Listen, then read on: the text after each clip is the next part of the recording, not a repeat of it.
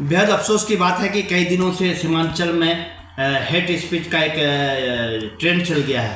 प्रदीप सिंह को मैं कहना चाहता हूं कि ये आपके बाप का हिंदुस्तान नहीं है।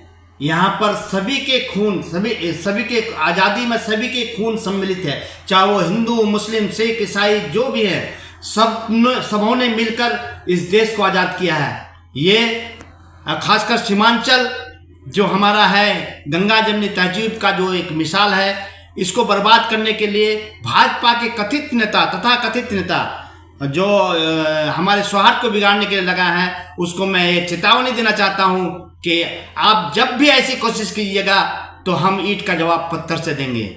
मैं आपको बताना चाहता हूं प्रदीप बाबू, आपने जिस ऊंचाई को छुआ है, कहीं ना कहीं इस ऊंचाई को छूने के लिए किसी मुस्लिम नेता का आप पर, आपके माथे पर श्रेय था।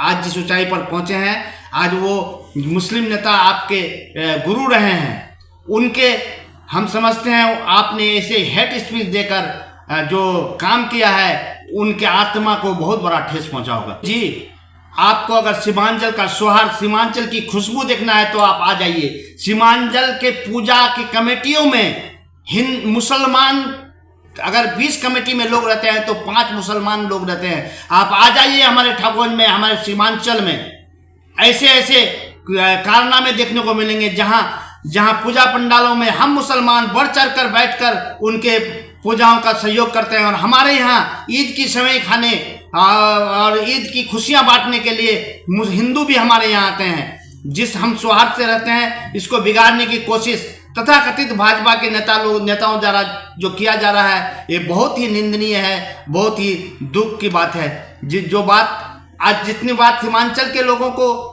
जिस बात से ठेस पहुंचा है, ये सीमांचल के लोग जो बर्दाश्त नहीं कर सकते हैं। हम समझते हैं, मैं अनुरोध करूंगा कि आज जिस दौर से सीमांचल गुजर रहा है, मैं आप सभी तमाम हिंदू, मुस्लिम, सिख, ईसाई से अनुरोध करूंगा कि आप ऐसे भड़काऊ नेता के इस बहकावे ना आए, हमारे सौहार्द को जिंदा रहने दें। इंशाअल्लाह हम इसके लिए कोशिश करेंगे और सभी तमाम सीमांचल में रहने वाले तमाम लोगों से गुजारिश करेंगे कि आप ऐसे लोगों का आगे बढ़ चढ़ कर निंदा कीजिए।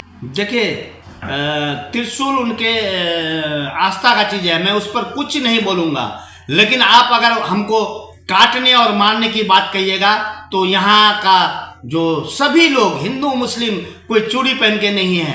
आप हमें उकसाइए नहीं, हमें मजबूर मत कीजिए, हम कमजोर नहीं हैं।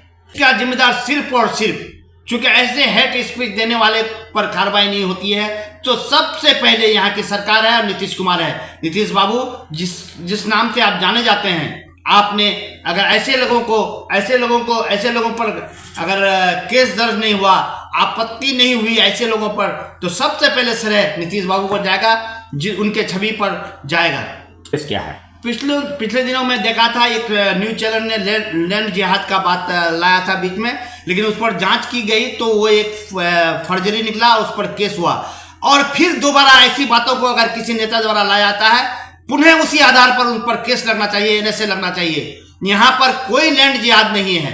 अगर होता तो तब की न्यूज चैनल पर केस नहीं बनता। और फिर दोबारा